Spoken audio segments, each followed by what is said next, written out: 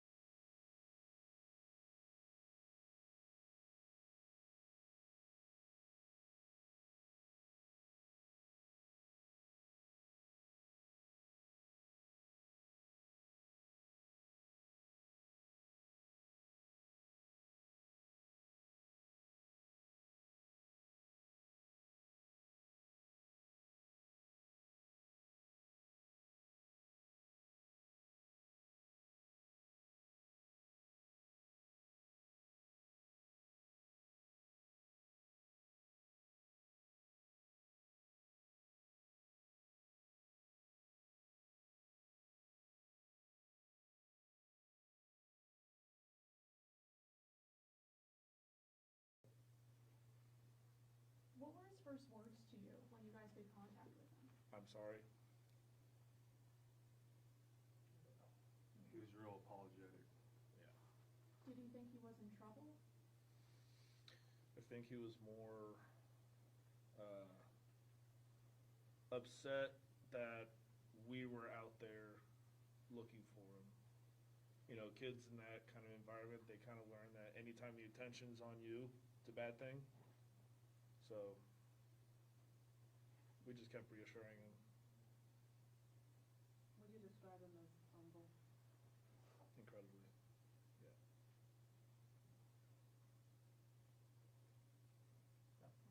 Yep. My question for you, Yep. during this whole time, you all were Right. Is he alive? Is he, not? What made you all optimistic? Was it something specific that? Well, I think that, like I had stated whenever we did this press conference on Thursday, that there was nothing that showcased to us that he was dead. And because of that, we knew when he had gone missing in his last sighting, we knew that it had been several days and that, time was the essence, that we had to find him. But based on everything that we were able to gather, nothing showed us that he was not alive, or that he was still alive. And so because of that, it gave us hope, and we knew that there was a good chance that he was still out there, that he just needed help. And so because of that, we did everything we could to still look over everything we could to see where he might have gone. And because of that, that's why we had that hope that he was going to be found alive. Hunter, if I could just double check with you super quick. We were all at that vigil a few days ago, and we all spoke to this man who claimed to be his biological father. Will this man be back in the picture? Do we know if this man is his biological father? Will he be put into this man's custody? Again, so it's that, like I said, that whole process is going to be working with DHS as we move forward. So we're just not sure. We're going to find the best home for him moving forward for this child, and so however that's going to look, we're going to do what we can to ensure that he's put in the right home. I know it's only been barely a couple of hours since he's been found and taken to the hospital, but has he kind of revealed any new information to y'all about maybe what his home life was like, or is that just something you're going to wait for over time? Not at this time. Like I told you guys, when we made the arrest of his biological mom and his stepdad last week, those were findings, obviously, that we were able to gather of why those arrests had occurred at that time. So nothing new since then, besides working with the DA to see what charges will be filed. But like I told you guys before, the evidence that we found was clear that there was harm done to this child and that the parents were responsible for that harm. And so them being booked is what's going to be best for this child. And we're extremely grateful, of course, that he was found in good spirits and that he's going to be okay. And to see how this child thrives now moving forward because of this is going to be tremendous for everybody involved. Did you see an increase in tips when you announced that there was going to be a reward if he was brought in safe and okay? George, the tips never, you can't really, it's hard because we received several tips even before we had put that out. It certainly helped, but it never stopped. So even if people weren't on foot looking, they were still calling us. I mean, people were on social media doing what they could to gather as much information as they could. Like I told you, we were working around the clock, following up on all of those tips. Even if it didn't help us find the child necessarily, we were still grateful. And so nonstop, we received several tips from people in Chickasha, Grady, and Caddo County that were trying to do what they could to say, hey, maybe this is something you guys haven't looked at before.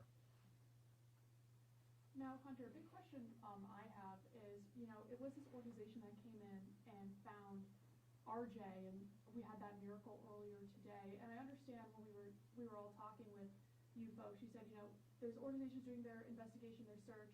You guys are doing your investigation, your search. Looking back on what the outcome was, are you guys going to assess how you collaborate with the community and other organizations when it comes to projects, missions like this one? Yes. I think that every case you can learn something new, and there's something that always arises from different cases. This is one that involved a lot of different people and large search parties over multiple days. And so the way that we collaborate with everybody involved is something that that I believe we did a great job with, but it's something that can get better, of course, as we move forward. But, again, when you're talking about a search like this, with the amount of people, this is a bit rare with how many people were involved, but we appreciate everybody's help, again, as this happened. And like you guys had seen, because of the different people who stepped up and helped, that's how this child was ultimately found.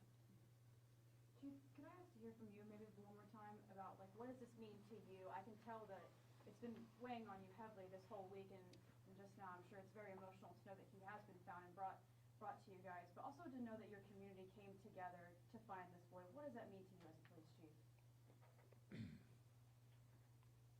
I mean, we have a very, very supportive community, regardless of what it is. I think the important thing is our community, regardless of socioeconomics, regardless of race, creed, regardless, they came together because a 12-year-old needed help. To me, that's what's important. Whether it was news media, social media, the fake posts and all that junk that I shared with Hunter over the last week, being able to speak with a couple of the aunts, other family members, trying to say, okay, what can I do personally? So, the fact that I'd never seen and or heard of these three men until about two and a half hours ago, that's incredible to me.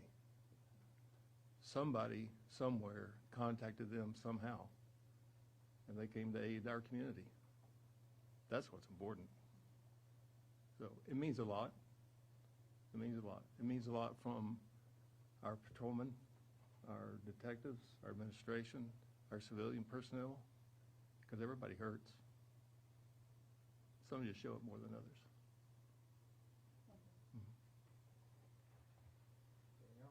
One more question for you, Hunter. Yep. You guys had mentioned that RJ did see on the news, on social media, that people were looking for him. Did he have a cell phone on him, and if so, did you guys try tracking that at all as part of the investigation? No, I mean, from our knowledge, no. Obviously, what was with him or around him, we can't really release a lot of that at this time. But in terms of phones, whatever that we could grab our hands on or find out that was in the area, we tried our best to use all the resources that we had to find him or find out where he might have gone during this process. And so, but specifically what was with him or around him, we just can't go into detail on that. Did they have to say what he might have been eating for a week? No, I mean, right now, the main goal is to find him, and we found him. I know a lot of people are curious how he got there, what was going on during this week time, or this week process, but, that's something we're still gonna be looking into, but to us, all that matters is this child was found safe, and he's going to be, he's gonna have a great life moving forward. So we don't know if he was necessarily in contact with anybody else while it was... No, we're not sure yet. Just want to confirm which police chief and your name is. Go ahead. The proper spelling of my first name is Goebel, Goebel, last name Music. And police chief. Yes, ma'am. Anything else? Do we know We when can- he's going to be released from the hospital? Did you guys notice when you found him? Did he have any marks or any signs of abuse? I mean, again, we're not going to be able to release that at this time. We can say that he is healthy. He is in good spirits. Like we said, he is still going to get processed and make sure that he is that everything else is good. But I mean, going into specifics, we just can't go into that yet. Did anybody else help that we should know about? Was the FBI involved in this? Yes. Yep. FBI, OHP, Grady County Sheriff's Office, Caddo County Sheriff's Office, District 6 Task Force, and all the groups, of course, that helped out. So Was CMET PD involved? I believe they might have helped some. Yes. Was he taken to this hospital? I can't release that. Yeah. Is everybody okay? Everybody's good? Okay. Thank you, guys. Thank you. Appreciate it.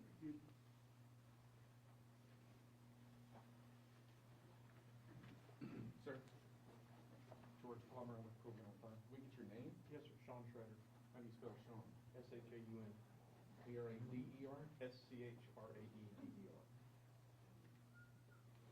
Also, that's the same question, sorry, could you just repeat that? Yes. Sean Schrader, S-H-A-U-N, yes, sir, and then last name? S-C-H-R-A-E-D-E-R. S-C-H-R-A-E-D? Oh, S-C-H-R-A. Bernie, Emily, Sorry, Brady. I have really big Oh, thumbs. you're good. S-C-H-R-A-E-D-E-R. Yes, ma'am. Oh, I'm sorry. Sorry to have to ask you again.